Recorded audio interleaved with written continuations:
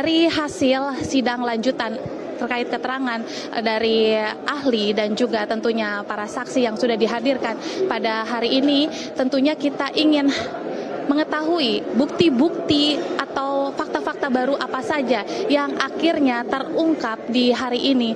Bagaimana dalam keterangan dari ahli digital forensik begitu menunjukkan bahwa terjadi kecocokan antara percakapan di malam kejadian yang menewaskan Vina dan Eki, bahwa ada percakapan di jam 22 sekitar jam 22.14 hingga 22.15 antara Vina dan Widi yang menunjukkan bahwa sebenarnya Vina masih hidup. Dan untuk itu terkait fakta baru apa saja yang terjadi di persidangan hari ini, saya sudah bergabung dengan Pak Otto Hasibuan. Halo Bapak, apa kabar?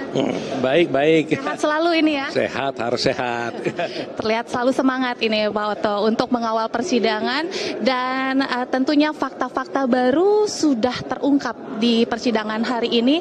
Khususnya ini adalah menit-menit atau jam-jam krusial yang menunjukkan bahwa jika dalam berkas acara di 2016 menunjukkan bahwa di jam 22 Vina dan Eki dinyatakan sudah tiada, tapi justru dengan adanya ekstraksi data ini menunjukkan ada kecocokan bahwa ada pengiriman pesan antara Vina dan Widi di malam kejadian. Nah, fakta apa saja yang berhasil diungkap hari ini? Ya, jadi untuk memudahkan pemahaman kita adalah kami kan mengajukan novum, yaitu berupa ekstraksi daripada handphone yang ada, yang dilakukan oleh, kami temukan itu di berkas perkara yang dibuat oleh polisi, sehingga kami berasumsi itu adalah di ekstraksi itu hasil dari polisi, ya. Tetapi ini kan bisa jadi soal kalau tidak dikonfirmasi. Oleh karena itu kami mengkonfirmasinya dengan menggunakan ahli, yaitu oleh Rismon Sianipar, dilakukan ekstraksi dari HP-nya Widi. Nah, ternyata isinya confirm sama, jam-jamnya semua sama, hanya ada sedikit yang berbeda mengenai konten, ada yang terhilang di berita acara yang didapatkan di dalam berkas polisi, sedangkan di sini lebih lengkap. Ya. Nah, apa itu adalah bahwa di dalam dakwaan jaksa dan kemudian dikonfirmasi dengan putusan pengadilan perkara mereka ini, para pemohon PK ini, dikatakan bahwa Egi dan Vina telah mulai dipukuli mulai jam 21.15 sampai akhirnya dia dibunuh. Katanya putusan itu. Ternyata berdasarkan HP yang dimiliki oleh Widi dan kemudian diekstraksi oleh Rismon Sianipar, ternyata di dalam HP ini ditemukan percakapan dan SMS ya, bukan percakapan dalam bentuk SMS antara Widi dan Vina, yaitu sampai di jam 22.14 ya, 22.14. Jadi masih ada dari 21.15 dikatakan mulai dipukuli si Vinanya, padahal satu jam kemudiannya itu jam 22.14 dia masih hidup. Ya kan, masih hidup, dan bahkan SMS ngajak minuman dan sebagainya. Nah, dengan demikian bagaimana kita bisa benarkan dakwaan jaksa ini? Bagaimana bisa kita benarkan adanya putusan hakim ini? Disinilah kita katakan ada kekeliruan hakim dalam memutus perkara ini, karena buktinya ada ini. Nah, inilah novum itu. Novum itu membuktikan bahwa dulu ini tidak dimunculkan dalam persidangan dulu, ya kan? Padahal barang ini sudah ada, tapi barulah ditemukan sekarang, dan sekaranglah kita ajukan itu. Jadi dengan adanya bukti novum kami ini yang sifatnya betul-betul didukung dengan pemeriksaan secara saintifik, crime investigation yang betul saintifik, ini tidak bisa terbantahkan lagi.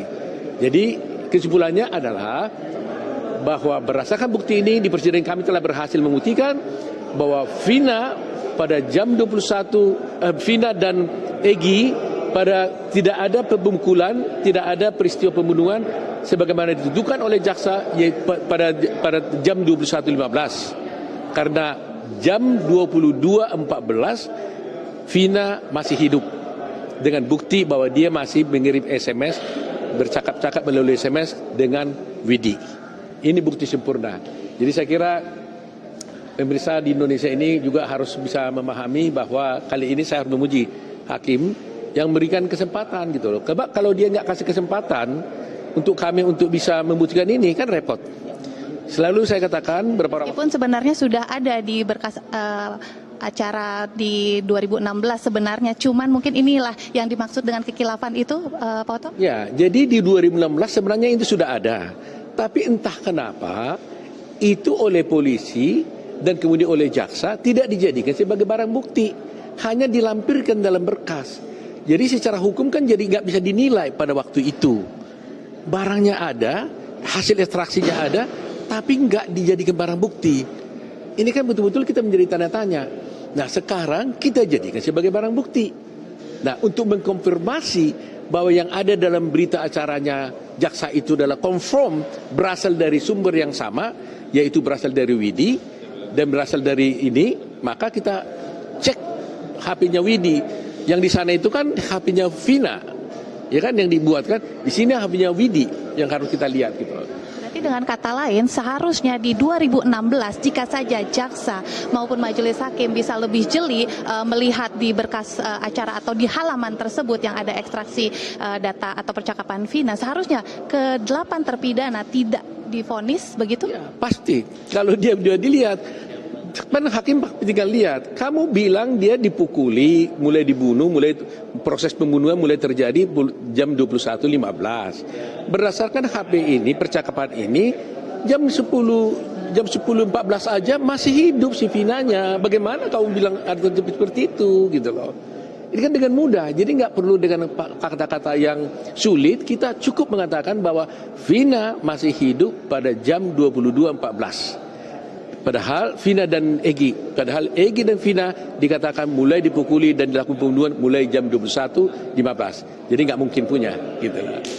Ya? Ternyata dari hasil scientific crime investigation ini justru bisa merubah fakta-fakta yang di persidangan sebelumnya di 2016 belum terungkap, justru kali ini bisa diungkap di sidang peninjauan kembali, bahwa ini bisa sekaligus merubah ya arah nasib dari ke-7 terpidana yang saat ini sedang memperjuangkan kebebasannya, begitu. Ya, karena ingat ini mereka dihukum seumur hidup. Ya. Kalau tidak ada persidangan ini, nasib mereka tetap dia seumur hidup di dalam tahanan. Jadi dengan bukti-bukti yang kita usahakan ini, ya kita masih berupaya lah semaksimal mungkin ya, dengan segala upaya kita buktikan ya. Ini terus terangnya blessing in disguise ya, mungkin kemurahan Tuhan aja dan kebaikan buat mereka. Karena dari awal kami sudah melihat ini, tapi kami nggak menemukan bukti ini. Entah kenapa Tuhan membuka jalan, kita bertemu dengan Widi, kemudian bertemu dengan Muhtar, ya kan? Kemudian Muhtar tadinya dia masih sulit memberikan karena ada sesuatu hal, akhirnya dia dengan sukarela, dengan baik hati Muhtar datang memberikan bukti itu, dan Rismon yang tadinya mau pulang ke Sumatera bersedia tinggal seminggu di sini melakukan ekstraksi itu. Nah ini semua kemurahan hati Tuhan dan kebaikan mungkin untuk para pemohon PK ini. Nah itulah sebabnya kami merasa senang hari ini ya.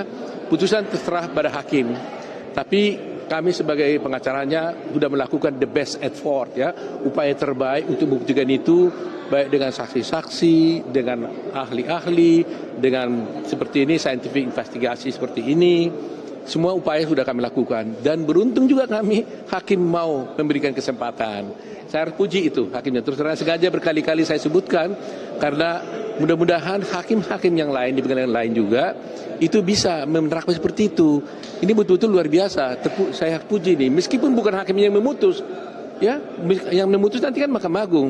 Tapi sikap hakim ini sangat baik gitu, dan datang dari Pengadilan Negeri Cirebon, bukan dari Pengadilan Pusat gitu loh, atau Jakarta gitu loh. Jadi top lah gitu ya. Mudah-mudahan berhasil baik nanti ini. Tentunya kita juga pemirsa akan bersama-sama nantinya menantikan bagaimana pemeriksaan setempat yang akan dilakukan, dan sekaligus ini akan menjadi pembuktian juga apakah memungkinkan jarak dan juga waktu detik-detik krusial tersebut memungkinkan terjadi pembunuhan atau justru membuktikan sebaliknya bahwa ini adalah kecelakaan tunggal. Demikian sementara laporan kami langsung dari Pengadilan Negeri Cirebon, kembali ke studio.